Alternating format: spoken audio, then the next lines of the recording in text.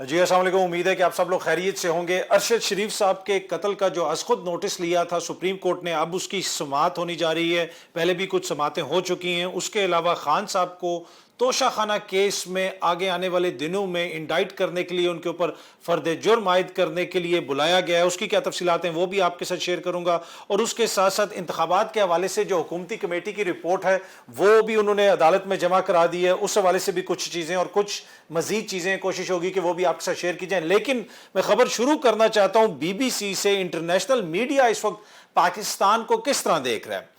Be B C کے اندر یہ ایک بڑا لمبا ایک فیچر، ایک آرٹیکل چھپا ہے جس کا ہیڈ لائن اگر آپ دیکھیں تو polarized politics are tearing Pakistan apart, مطلب کہ جس قسم کی اس وقت پاکستان کے اندر پولرائزیشن ہو چکی ہے، پاکستان کو ایک طرح سے جسے آپ کہہ سکتے ہیں تقسیم کا شکار ہو رہا ہے، اور برے طریقے سے پاکستان تقسیم کا شکار ہو رہا ہے پاکستان کی سیاست کی وجہ سے، سیاسی ماحول کی وجہ سے۔ یہ بی بی سی لکھ رہا ہے۔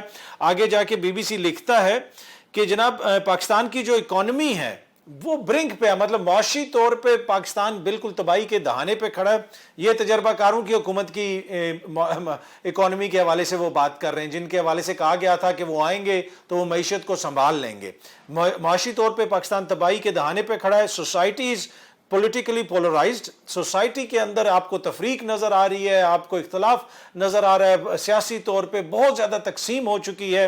Millions are still recovering from last year's floods, جو پچھلے برس آئے تھے، سیلاب آیا تھا، لوگ ابھی تک اس کے نقصانات پورے نہیں کر سکے۔ ملک کے اندر دہشت گردی بھی ہو رہی ہے، مہنگائی اتنی زیادہ ہو چکی ہے کہ بہت سارے لوگ جو ہیں وہ اس وقت اس فکر میں ہیں کہ ہم اپنے بچوں کو کھانا کس طرح کھلائیں گے۔ یہ پاکستان کا نقشہ پوری دنیا کے سامنے بی بی سی نے پینٹ کیا کہ پاکستان اس نہج پہ پہنچ چکا ہے، اور دوسری طرف اس نہج پہ پہنچا کیوں ہے؟ پھر انہوں نے پاکستان کی سیاست کے اوپر بات کی کہ عمران خان کو کس طرح اتارا گیا، اس وقت عمران خان کے ساتھ کیا ہو رہا ہے۔ 100 سے زیادہ مقدمات کا انہوں نے ذکر کیا، پھر انہوں نے کہا کہ کس طریقے سے ان کو پیشی پہ پیش کیا جاتا ہے۔ تو یہ جو دنیا اس وقت پاکستان کو دیکھ رہی ہے وہ اس تناظر میں دیکھ رہی ہے، اور یہ ساری جو اس وقت کرائسس ہے وہ کرائسس کیوں ہے؟ کرائسس اس لیے ہے کہ ہم انتخابات کی طرف نہیں جا رہے۔ آپ یہ دیکھ لیں کہ ایک طرف 13-14 جماعتوں کی حکومت ہے، دوسری طرف عمران خان اکیلا ہے،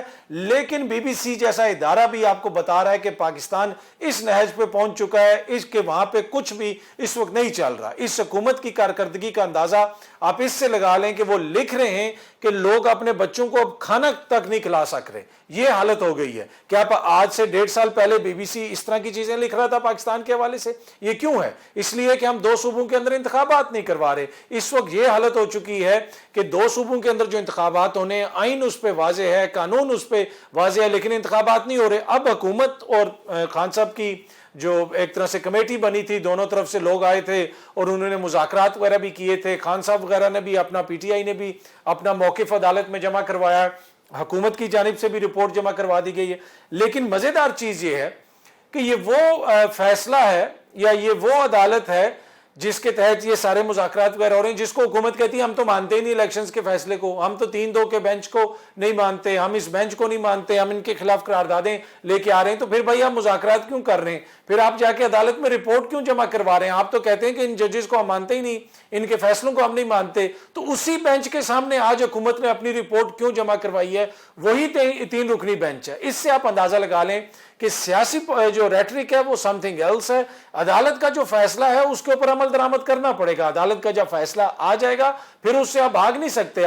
موزز چیف جسٹس صاحب نے بھی فرمایا ہے کہ اگر کوئی حل نہیں نکلا تو پھر 14 مئی کی تاریخ لے کے ہم بیٹھے نہیں رہ سکتے، کوئی مناسب فیصلہ دیں گے۔ اب دیکھتے ہیں کہ وہ ان کی نظر میں مناسب فیصلہ کیا ہے، وہ کب دیں گے۔ ویسے تو آئین اور قانون تو بالکل واضح ہے، آپ کو پتا ہے کہ 90 روز میں اپنے انتخابات کروانے ہیں۔ حکومت کا جو موقف ہے وہ آپ کے سامنے ہے، وہ انتخابات کروانے کے لیے تیار نہیں ہے۔ تو اس میں عدالت نے تو پہلے ہی مناسب فیصلہ دیا ہوا ہے کہ آپ انتخابات کروائیں، لیکن کیا ہم انتخابات کی طرف جا رہے ہیں؟ نہیں جا رہے۔ اس کا نتیجہ کیا ہے؟ اس کا نتیجہ یہ جو بی بی سی کا آرٹیکل میں نے آپ کو پڑھ کے سنایا، یہ تو میں نے ایک خبر آپ کو بتائی نا۔ اب دنیا بھر میں کہیں پہ بھی اس وقت پاکستان کے حوالے سے چیزوں کو دیکھ لیں تو وہ یہی کہیں گے کہ پاکستان کے اندر جناب سیاسی تقسیم ہے، پاکستان معاشی طور پہ تباہی کے دہانے پہ ہے۔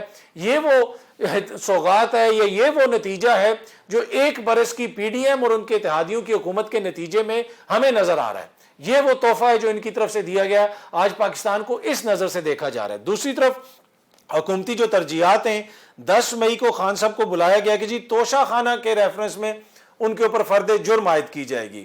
اب آپ کو پتا ہے کہ توشہ خانہ میں کیا ہے، اس کی تفصیلات میں بھی آپ سے پہلے شیئر کر چکا ہوں.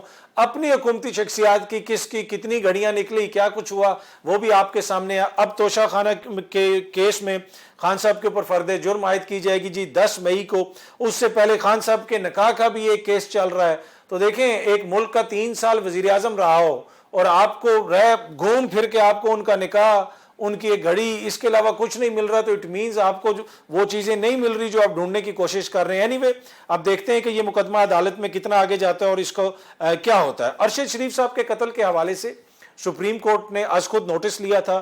اب اس کیس کی دوبارہ سماعت ہوگی، 9 مئی کو سماعت ہوگی. اس میں پتہ چلے گا کہ کیا پیش رفت ہوئی ہے. اب امید کرتے ہیں کہ اس حوالے سے جامع تحقیقات ہوں گی اور جو حقیقت ہے، سچ ہے، وہ سامنے آئے گا اور ارشد شریف صاحب کے خاندان کو انصاف ملے گا. اب دیکھتے ہیں، اب ویٹ کرتے ہیں ہم کہ جب یہ 9 مئی کو ہوتی ہے سماعت، اس میں کیا چیزیں پیش کی جاتی ہیں، حکومت کی جانب سے کیا موقف وہاں پہ سامنے آتا ہے. تو جب وہ ساری چیزیں سامنے آئیں گی تو اس کے بعد ہی ہم اس کے اوپر انفارمڈ کوئی ڈسکشن کر سکیں گے. اچھا، بلاول بھٹو زرداری صاحب اس وقت بھارت میں موجود ہیں اور آپ پچھلے بھی ہم نے اپنے ولاگ میں ان کا ذکر کیا تھا. بھارتی میڈیا کا جو رویہ ہے، ہم تو بڑی مثبت رپورٹنگ کر رہے ہیں، وہ پاکستان کے حوالے سے کس قسم کی رپورٹنگ کر رہے ہیں وہ آپ نے بھی دیکھا. پھر میں نے یہ بھی دیکھ رہا تھا کہ بلاول صاحب نے ایک پریس کانفرنس کی، وہاں پہ نیوز کانفرنس کی گوا میں ہی، اور اس نیوز کانفرنس میں ان کے سامنے صرف پی ٹی وی کا لوگو پڑا ہوا تھا. میرے خیال میں شاید صرف وہ پاکستانی میڈیا سے انہوں نے وہاں پہ بات کی. اگر گوا میں بھی جا کے انہوں نے صرف پی ٹی وی کا مائک رکھ کے اپنے لوگوں سے بات کرنی تھی تو یہ ساری باتیں تو ادھر ہی ہو جاتی ہیں.